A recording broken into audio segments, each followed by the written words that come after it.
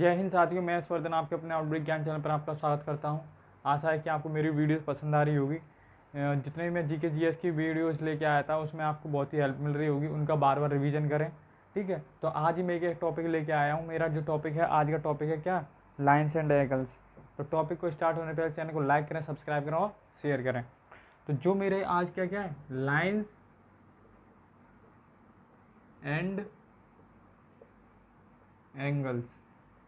ठीक है, इसकी बात करेंगे हम।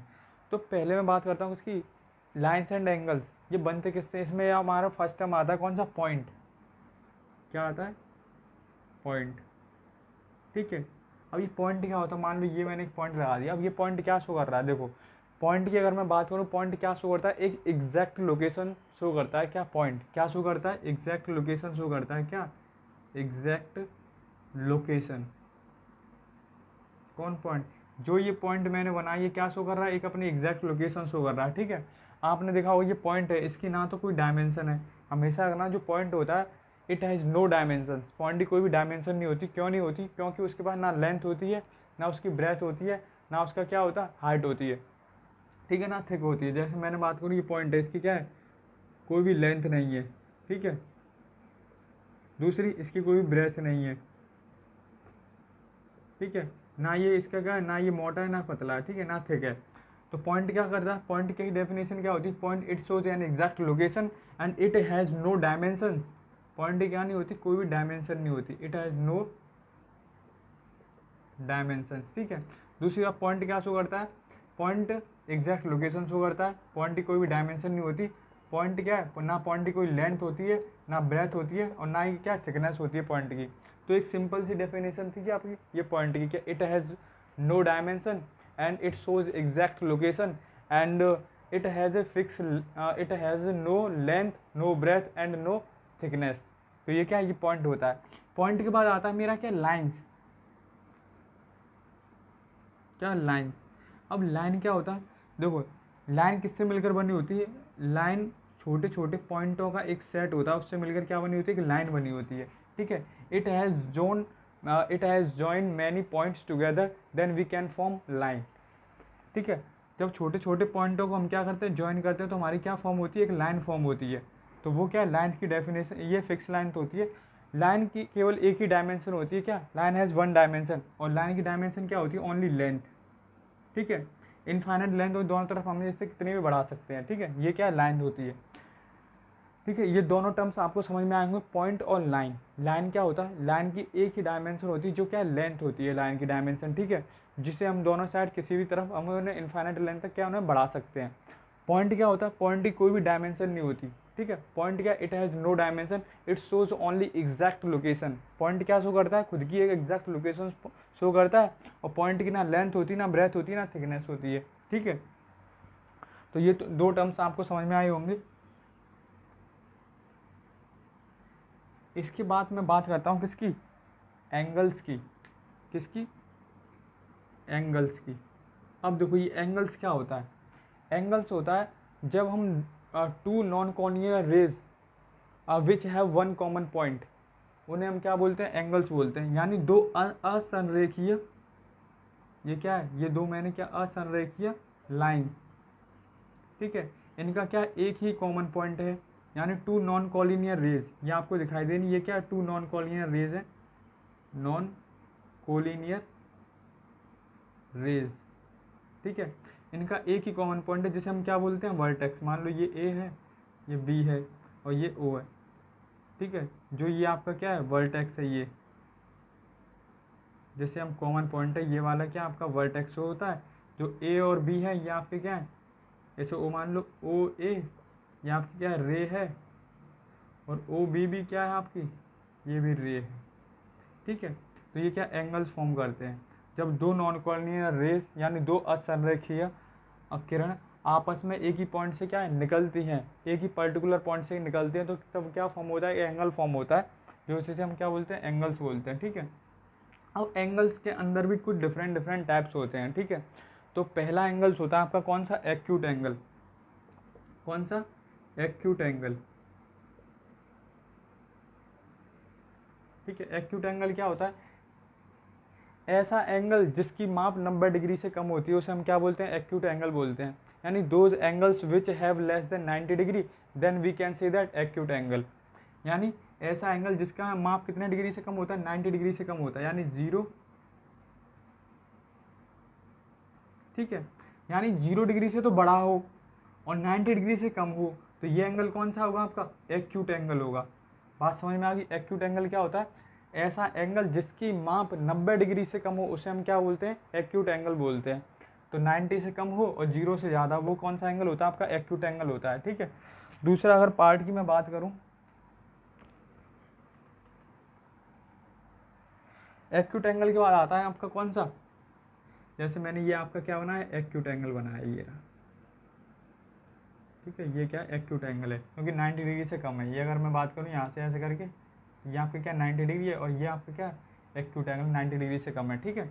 अब इसके बाद आता है कौन सा, एक्यूट एंगल के बाद आता है आपका कौन सा, राइट एंगल, राइट एंगल, ठीक है। अभी राइट एंगल क्या होता है, ऐसा एंगल जिसकी माप कितने डिग्री हो, 90 डिग्री हो, उसे हम क्या बोलते हैं, राइट एंगल बोलते हैं। मान लो ये मैंने बना दिया ऐसा एंगल जिसकी माप कितने डिग्री हो, 90 डिग्री हो, तो ये एंगल कौन सा होता है, राइट एंगल होता है, ठीक है। राइट एंगल में हमारा हमेशा एंगल कितने डिग्री के बराबर होगा, 90 डिग्री के बराबर होगा। ये कौन सा एंगल, आपका राइट एंगल। अगर मैं तीसरे एंगल की बात करूँ, राइट एंगल के बाद कौन सा एंगल आता है, ऑब्टूज एंगल। कौन सा, ऑब्टूज एंगल। यानी ऐसा एंगल जिसकी माप 90 डिग्री से क्या हो, ज़्यादा हो, उसे हम क्या बोलते हैं, ऑब्टूज एंगल बोलते हैं। यानी ऐसा एंगल जिसकी माप क्या हो, 90 डिग्री से ज़्यादा, उसे हम क्या बोलते हैं, ऑब्टूज एंगल बोलते हैं। यानी ये हमारा क्या है, 90 डिग्री से क्या हो इसके ज़्यादा हो लेकिन 180 से क्या हो, कम हो। यानी ऑब्टूज एंगल क्या होता है, ये एंगल हमेशा 90 डिग्री से क्या होगा, ज़्यादा होगा लेकिन 180 से क्या होगा, कम होगा। तो वो एंगल कौन सा होगा, आपका ऑब्टूज एंगल होगा, ठीक है। अगर मैं बात करूँ किसकी, रिफ्लेक्स एंगल की, किसकी, रिफ्लेक्स एंगल की, तो रिफ्लेक्स एंगल क्या होता है, reflex angle more than 180 degree and less than 360 degree, उसे हम क्या बोलते हैं, रिफ्लेक्स एंगल बोलते हैं। यानी हमारा जो एंगल होगा वो 180 से तो क्या होगा, 180 डिग्री से क्या होगा, वो एंगल ज़्यादा होगा लेकिन 360 से क्या होगा, कम होगा। वो एंगल कौन सा होता है, आपका रिफ्लेक्स एंगल होता है, ठीक है। इसके बाद बात करते हैं किसकी, फिफ्थ, जो आपका कौन सा एंगल होता है, कंप्लीट एंगल।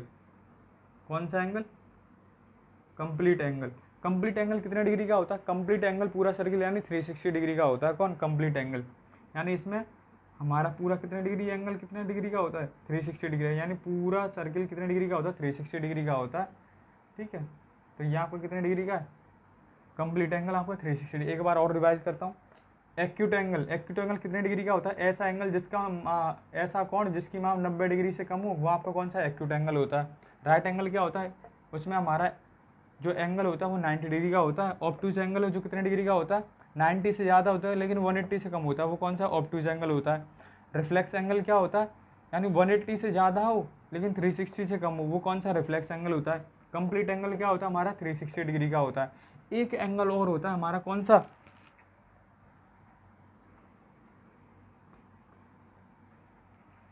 Straight angle. कौन सा, स्ट्रेट एंगल। यानी ऐसा कोण जिसकी माप कितने डिग्री हो, 180 डिग्री हो, यानी 180 डिग्री हो, ठीक है। वो आपका कौन सा एंगल होता है, स्ट्रेट एंगल होता है। कितना, जिसका माप कितने डिग्री हो, 180 डिग्री हो। एग्जाम्स में जितने ग्रुप डी के एग्जाम्स है, रेलवे के एग्जाम्स है, उसमें ग्रुप डी के एग्जाम्स में आपके ये क्वेश्चन पूछे जाते हैं कि स्ट्रेट एंगल की माप कितने डिग्री होती है, रिफ्लेक्स एंगल की माप कितने डिग्री की होती है, ठीक है। तो ये आपका बहुत ही हेल्प करेगा। आशा है कि आपको ये समझ में आया होगा। इसके बाद हम बात करता हूँ किसकी,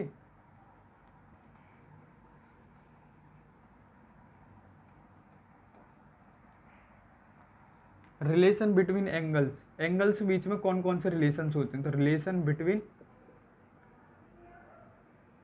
एंगल्स, ठीक है। पहला रिलेशन होता है, देखो रिलेशन क्या होता है, मैं उस रिलेशन की बात नहीं कर रहा जैसे चाचा और चाची के बीच में जो रिलेशन होता है, भैया बहन के बीच में जो रिलेशन होता है, ठीक है। मैं रिलेशन की बात कर रहा हूँ कि एंगल्स के बीच में कौन कौन से रिलेशन होते हैं, जैसे इनके में कौन भाई बहन होते हैं या चाचा चाची होते हैं कि नहीं होते हैं। तो देखो एंगल्स के बीच में कौन सा रिलेशन होता है, पहला होता है आपका कौन सा, complementary angle. Complementary angle.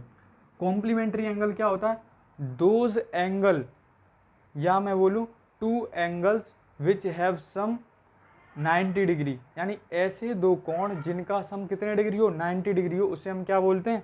Complementary angle बोलते हैं। यानी दो कोणों का सम हमेशा कितने डिग्री होना चाहिए? 90 डिग्री होना चाहिए। यानी एंगल्स का सम, यानी अल्फा प्लस बीटा, ये हमारे दो एंगल हैं, इनका सम कितने डिग्री होना चाहिए? 90 डिग्री होना चाहिए। तो ये कौन से एंगल होते हैं? आपके कॉम्प्लीमेंट्री एंगल होते हैं। इसी के बाद आपका दूसरा होता है कौन सा? Supplementary angle. सप्लीमेंट्री एंगल, ठीक है। सप्लीमेंट्री एंगल क्या होता है? ऐसे एंगल, यानी दो एंगल्स का सम कितने डिग्री होना चाहिए? 180 डिग्री होना चाहिए। यानी two angles which have sum 180 degree, then we can say they're supplementary angle, ठीक है।